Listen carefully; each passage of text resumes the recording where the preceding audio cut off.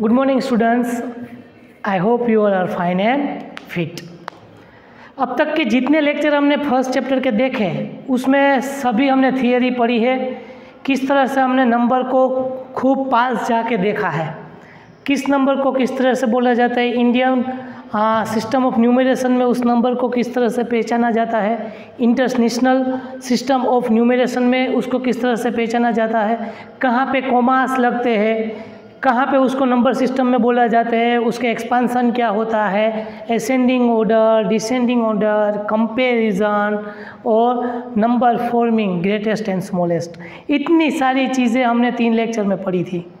ठीक है, आज हम उस पर ही एक्सरसाइज करेंगे और ये पहली एक्सरसाइज है, इसीलिए मैं आपको अभी बता दूं कि सिस्टम किस तरह से होगी। देखो बेटा, एक्सरसाइज स्टार्ट होते ही सभी क्वेश्चंस इंस्ट्रक्शन, फॉर एग्जांपल यहाँ पे क्वेश्चन नंबर 1 लिखा होगा क्या, फिल इन द ब्लैंक्स।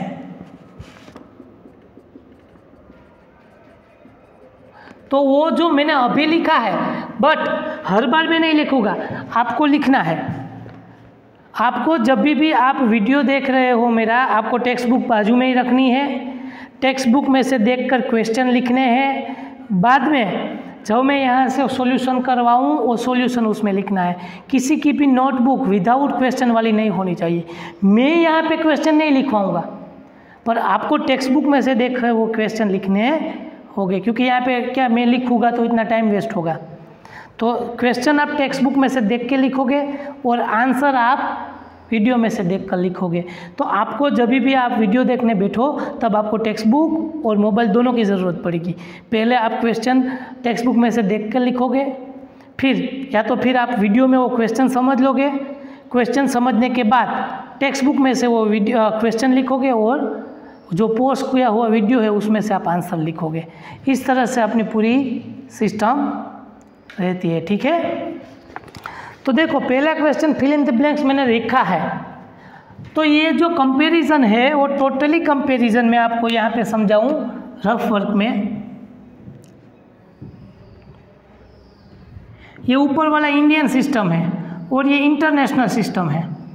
ठीक है, यहाँ पे करोड़ या तो 10 करोड़ करते हैं ना, करोड़ ही है ना, यस करोड़, उसके बाद आएगा 10 लाख, 10,000, 1,000, 100, 10 और वंस, इस तरह की सिस्टम है।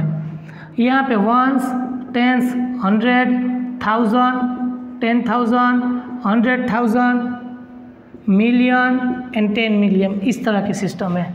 तो 1 lakh is equal to how many 10,000। तो ये तो मैंने अभी आपको थोड़ी देर पहले ही समझाया कि 1 लाख इज इक्वल टू कितने 10,000 हो गए, तो कि भाई 10 जीतने, कितने 10 जीतने, 10 इंटू 10, 10,000 का मतलब होता है 1 2 3 4 5, कितने 0। तो इस 0 में यहाँ पे अगर मैं एक 0 और ऐड कर दूँ, 10 into 10,000 become 1 2 3 4 5 and 6 become 1 lakh. 10,000 इस तरह से होते हैं। अगर यहाँ पे 10,000 में एक 0 ऐड कर दूँ तो ये इस तरह से हो जाएगा 1 लाख। अब 1 million is equal to how many 100,000। 1 million और 100,000 इन दोनों के बीच में एक ही 10th का डिफरेंस है। ठीक है, ये 0 0 0 0 0, ये हो गया मेरा 100,000। अगर उसमें मैं मल्टीप्लाई विथ 10 करूँ तो ये 0 यहाँ पीछे ऐड हो जाएगा इस तरह से। तो 1 2 3 1 2 3, ये हो गया मेरा मिलियन। तो यहाँ पे भी मुझे 10 मिलेगा। 1 crore is equal to 10 lakh. तो इसके बीच में और इसके बीच में एक ही 0 का फर्क है, तो यहाँ पे भी 10। 1 crore is equal to how many million. देखो 1 crore is equal to 10 million, ये दोनों सेम होते हैं। तो मिलियन और 10 मिलियन के बीच में भी 10 का ही फर्क है। और 1 million is equal to lakh, कितने लाख, ये तो डायरेक्टली दे दिया है। 1 million is equal to 10 lakh. तो ये सब रिलेशन आपको लिखना है। ये मेरा हो गया क्वेश्चन नंबर 1। ये लिखने की ज़रूरत नहीं है, तो समझने के लिए था। अब question number 2।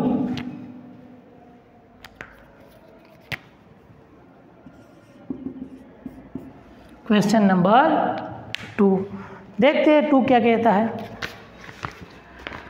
Please comma correctly and write the numerals. आपको नंबर लिखने हैं और उसमें कोमा आपको बताने हैं। 73 लाख नंबर ए, 73 लाख, 75,000, 307। क्योंकि यहाँ पे 10th की प्लेस वाला नंबर दिया नहीं गया है, इसीलिए हम पूरा नंबर इस तरह से लिखेंगे 300, तो 300 + 7, 10th की प्लेस पे कुछ नहीं है तो 0। अब यहाँ पे कोमा रख देते हैं। नंबर 2, 9,05,51,000, 9,05,00,000, क्योंकि 9,05,000 में 05 लिखना पड़ेगा, क्योंकि 10th की प्लेस पे 0 है, क्योंकि 10th वाली वैल्यू कुछ दी नहीं गई। यहाँ पे 73 लाख बोला था ना, तो 70 का मतलब 10th प्लेस, 3 का मतलब 1st प्लेस, तो यहाँ पे 10 लाख के प्लेस पे कुछ नहीं है, लाख के प्लेस पे 5,41,000 और 10,000 के प्लेस पे कुछ नहीं है, 100 के प्लेस पे कुछ नहीं है, सीधा 41। तो जहाँ पे जब भी हम कोई नंबर में लिखते हैं तभी भी जिसका जिक्र ना हुआ हो उसकी जगह पे हम 0 कंसीडर करेंगे। नंबर 3, 7 करोड़ के बाद कोमा आता है। 52 लाख के बाद कोमा आएगा। 21,000,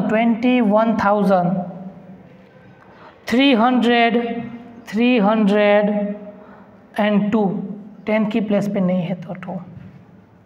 नंबर डी, 58 मिलियन के बाद कोमा आएगा। 423,000, 400। अब देखो मिलियन में मैंने आपको समझाया था 3 सर्कल होते हैं, यहाँ पे 100,000 तक होता है। क्या तक होता है? 1000 सिस्टम में क्या था? 1, 10, 100, 1000, 10,000 और 100,000, 10 मिलियन, 10 मिलियन एंड 100 मिलियन, इस तरह से था। तो 58 मिलियन, 423,000, 202, यहाँ पे 3 का सेट होगा सभी जगह पे, और इंडियन सिस्टम में 322, यहाँ पे 333 सभी जगह पे। ई 23 लाख कोमा 30,000 कोमा और 10। इस तरह से पूरा नंबर सिस्टम होता है।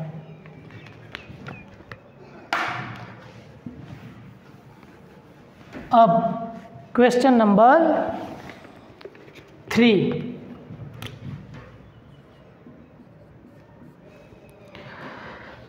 यहाँ पे हम एक छोटा सा टेबल ड्रॉ करेंगे। उस टेबल में इंस्टेंट कोमास, मतलब यहाँ पे नंबर, कोमा और नंबर नेम,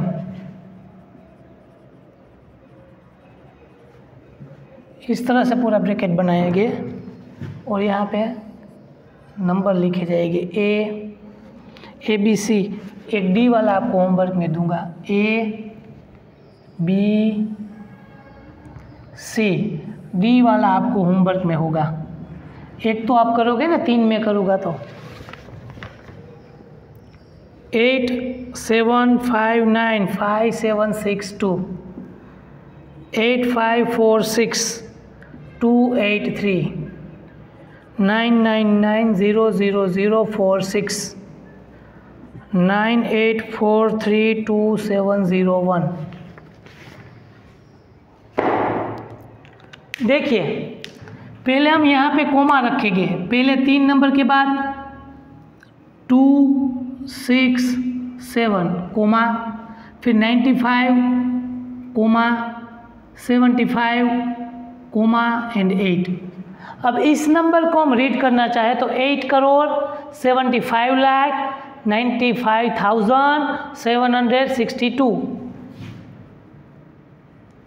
8,75,95,762 इस तरह की नंबर सिस्टम होगा उसका नाम। सेम ईयर 283 के बाद कोमा, फिर 46 के बाद कोमा, देन 85 के बाद कोमा। 322 इंडियन सिस्टम में कोई कैसे डिजिट के बाद कोमा आएगा, पहले 3 बाद में 2 और 222 ऐसे चलता रहेगा। तो इसको रीड करेंगे 85 लाख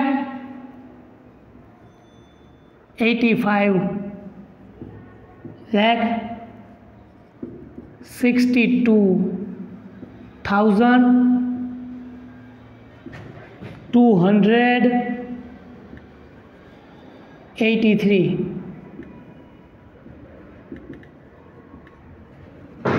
सिर्फ आपको वर्ड में लिखने हैं। यहाँ पे 1 2 3 2 2 मतलब 9 के बाद 99, बाद में 0 0 0 46, इसके बाद में 46 इस तरह का नंबर है। आप थोड़ा बड़ा बनाना ब्रैकेट, तो 9 crore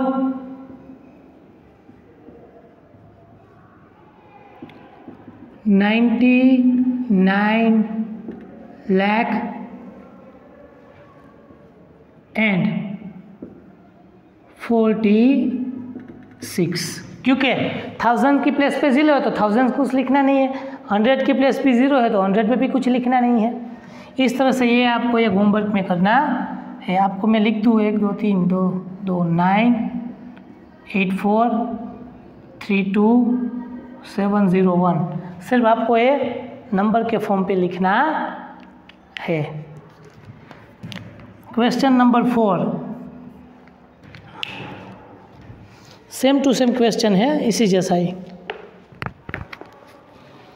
insert commas suitably and write the comma name according to the international system. देखो मैंने आपको बताया था ना, आपको अब इंटरनेशनल सिस्टम में आगे बढ़ना है।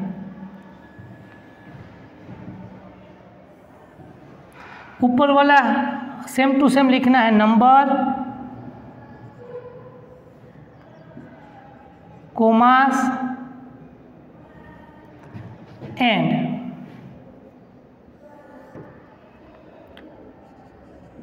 नंबर नेम कितने हैं, यहाँ पे भी 4 है, 1 2 3 और 4, A B C और D। जहाँ पे A पे आएगा 7892109 7452283 99985 48049 381। चलो इसको पहले कोमा रख देते हैं, और इंटरनेशनल सिस्टम में कोमा 3 डिजिट के बाद ही आते हैं, सभी में 3 डिजिट के बाद। जैसे 1 2 3 1 2 3 7 8 10 कोमा 9 2 1 कोमा 0 9 2 कोमा। यहाँ पे भी 1 2 3 1 2 3 7452, 283, 123 99985, 102, 123 148 049 381। तो पहले कोमा के बाद तो 100 वाला नंबर आएगा, फॉर एग्जांपल 92, 283, 102, 381। सेकंड कोमा में थाउजेंड्स, 921,000, 445, 52,000, 985,000, 49,000। और लास्ट का जो कोमा है उसके बाद मिलियन वाले नंबर्स आएंगे, 78 मिलियन, 7 मिलियन, 99 मिलियन, 48 मिलियन। तो लिखा इस तरह से जाएगा 78 मिलियन 921,000 और 92।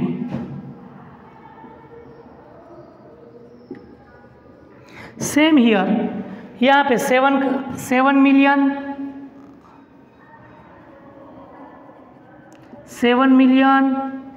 452,283। यहाँ पे 99 मिलियन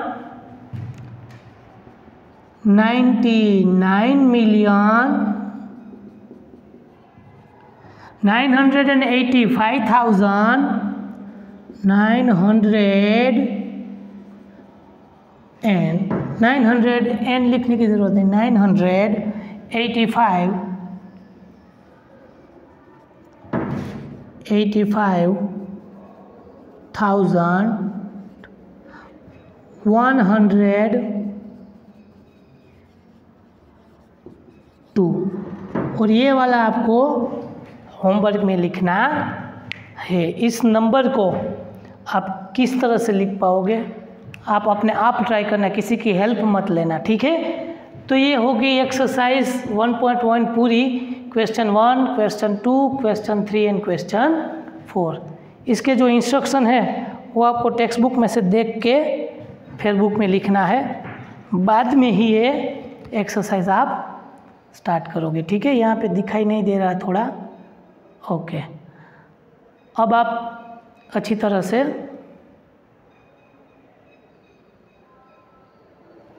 देख पाओगे और स्क्रीनशॉट निकाल सकोगे, ठीक है।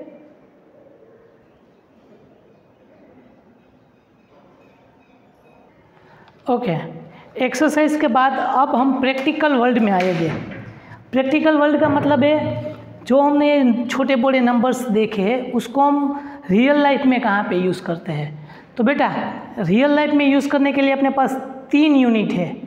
पहला वाला लेंथ, जैसे कि हम कोई पेंसिल की लेंथ या तो बेंच की लेंथ मेज़रमेंट करनी होती है, या तो कोई भी रास्ते का मेज़रमेंट हो, घर में कोई मकान हम बना रहे हो तो उसका मेज़रमेंट आपने कभी देखा होगा, है ना। स्कूल में कई बार हम लाइन ड्रॉ करने के लिए मेज़रमेंट लेते हैं। तो ये सब मेज़र जो है उसको हम नंबर में ही रिप्रेजेंट करते हैं कि नहीं। 3 सेंटीमीटर, 5 मीटर, किलोमीटर, ये सब नंबर रिप्रेजेंटेशन है। उसी के साथ साथ जब आप मम्मी पापा के साथ कई बाज़ार में, सब्जी मंडी में सब्जी खरीदने जाते हो, या तो कोई बनिए की दुकान में कोई चीज़ लेने जाते हो, शुगर लेने जाते हो, चीनी लेने जाते हो, या चाय पत्ती लेने जाते हो, कोई भी चीज़ खरीदने जाते हो, बेसन खरीदने जाते हो, तब वहाँ पे भी आपने यूजुअली वर्ड सुना होगा 2 kg, 3 kg, 5 kg। फिर आप अपने पापा के साथ, मैं आपको ये सब ओकेशन बता रहा हूँ जहाँ पे आपने कई वर्ड सुने होंगे, ठीक है। फिर आप अपने पापा के साथ पुराने पेट्रोल पंप जाते होगे, वहाँ पे आप 2 लीटर, 3 लीटर, 10 लीटर, 20 लीटर ऐसे वर्ड सुनाई दिए होंगे। दूध वाले भी बोलते होंगे आधा लीटर, 1.5 लीटर, 2 लीटर। तो ये सब यूनिट्स है। यूनिट क्या है मैं आपको बताता हूँ। मेजरमेंट को रिप्रेजेंट करने के लिए कोई एक फिक्स वर्ड होता है, उस फिक्स वर्ड को लेंथ ऑफ यूनिट बोलते हैं। जैसे हम नहीं बोलते फुटपट्टी जो अपनी स्केल होती है उसमें सेंटीमीटर लिखे होते हैं, तो centimetre is the measurement of the length. वैसे कोई कैपेसिटी मतलब किसी भी पानी या पेट्रोल हो, दूध हो, तेल हो, ये सब को जिसको मेज़र कर सकते हैं उसको हम बोलते हैं लीटर, और जिसको हम नाप सके, तोल सके, उसको हम बोलते हैं mass. Mass of sugar, mass of चाय पत्ती, मास ऑफ बेसन, इसको हम मास बोलते हैं। जिसको तोल सकते हैं उसका भी यूनिट है, ठीक है। तो मेज़रमेंट करने के लिए एक यूनिक बेसिक यूनिट है, मास मतलब तोल के लिए एक बेसिक यूनिट है, और कैपेसिटी कोई भी चीज़ भरने के लिए एक स्पेशल यूनिट है।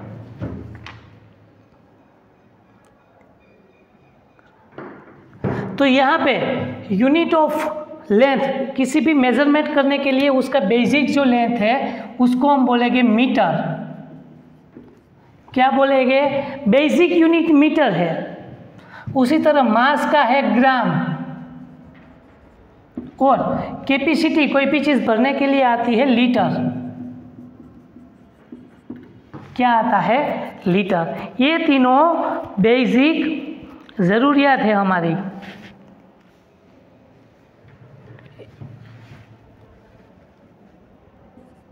ठीक है। अब ये बेसिक चीज़ है मीटर, ग्राम एंड लीटर। तो अब मैं आपको बड़े और छोटे नंबर्स की बात कर रहा था, तो यहाँ पे आपको एक टेबल दिखाई दे रहा होगा, और ये चीज़ ऑलरेडी हमने स्टैंडर्ड 5th में पढ़ ली है, नंबर एंड इट्स पार्ट्स में। याद करो, ग्राम, किलोग्राम, ये चीज़ हमने ऑलरेडी पढ़ ली है डेसिमल में। अब देखो लेंथ का बेसिक यूनिट क्या है? लेंथ का मीटर। मास का क्या है? ग्राम। और कैपेसिटी का क्या है? लीटर। अब इस मीटर को मैं 10 गुना कर दूं। फॉर एग्जांपल मेरे पास मीटर का कोई एक मेजरमेंट है, उसको मैं कोई एक चीज़ में से 10 टाइम्स लेके निकालूं तो वो हो जाएगा डेकामीटर। क्या हो जाएगा? डेकामीटर।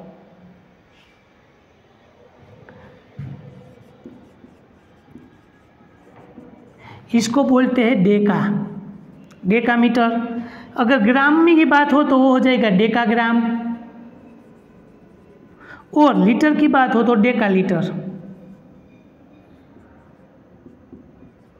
अगर बेसिक मीटर को मैं 100 टाइम्स कर लूँ, ठीक है, ये जो मीटर वाला कोई मेजरमेंट है उसको मैं 100 बार एक चीज़ में से लेके दूसरी चीज़ में ले जाऊँ तो वो हो जाएगा हेक्टो। क्या हो जाएगा? हेक्टो। 100 टाइम्स को हेक्टो बोलते हैं। तो यहाँ पे हो जाएगा हेक्टोमीटर,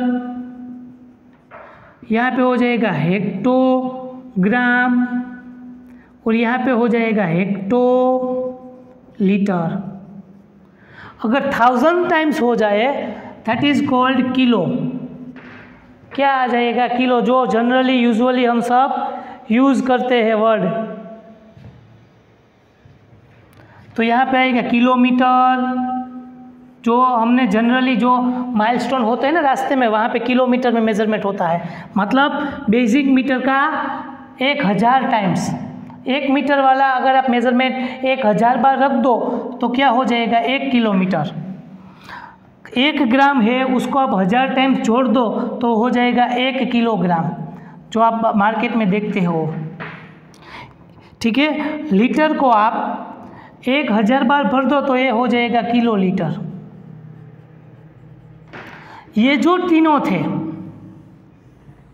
वो थे बिगर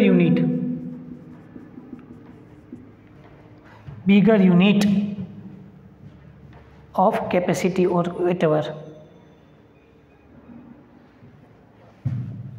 अब वही चीज़ को हम छोटे में ले जाए कि अगर आपके पास 1 मीटर है और उसके 10 छोटे छोटे टुकड़े करें, आपके पास 1 मीटर की कोई एक रोप है और 1 मीटर की रोप को आप 10 छोटे छोटे टुकड़ों में डिवाइड करो तो each and every piece is represented like a deci.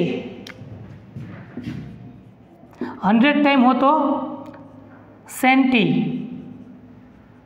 और 1000 टाइम हो तो मिली। 3 अलग अलग नाम है इसके भी, ठीक है, centi and milli, deci, centi and milli. तो अगर कोई 1 मीटर के आप, ये 1 मीटर है, उसके छोटे छोटे 1 2 3 4 5 6 7 8 9 10 टुकड़े करो तो ये जो एक टुकड़ा है दैट इज कॉल्ड 1 डेसीमीटर। कितना मिलेगा? 1 डेसीमीटर। तो ये हो गया डेसीमीटर, डेसी ग्राम, डेसी लीटर। अगर इसके 1 मीटर के में छोटे छोटे टुकड़े करो, हंड्रेड्स,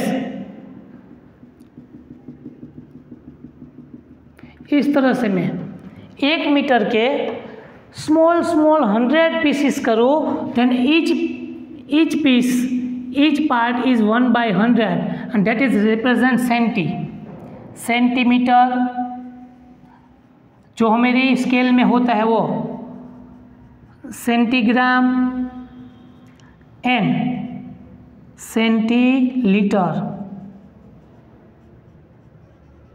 अगर 1 मीटर के मैं छोटे छोटे थाउजेंड्स पीसेस करूँ, 1000 पीस करूँ, तो एक छोटा वाला पीस है उसको मैं मिली बोलूँगा, मिलीमीटर, मिलीग्राम एंड मिलीलीटर। ये जो तीनों है, ये जो बिगर नंबर है तो ये स्मॉलर नंबर है। बेसिक यूनिट से छोटे यूनिट ये तीनों है और बेसिक यूनिट से बड़े ये तीनों है। तो ये आपको रट के याद रखो, 3 बार लिखो, 4 बार लिखो, 5 बार लिखो। ये हमने स्टैंडर्ड 5th में भी पढ़ा था कि भाई 10 metre is equal to 1 decimetre. आप इस तरह से भी पूरा लिख सकते हो, ठीक है, और इस तरह से पूरा ब्रैकेट भी आप बना सकते हो, ठीक है। ये पूरा ब्रैकेट समझने के बाद अपनी फेयर बुक में एक्सरसाइज के बाद लिख लेना।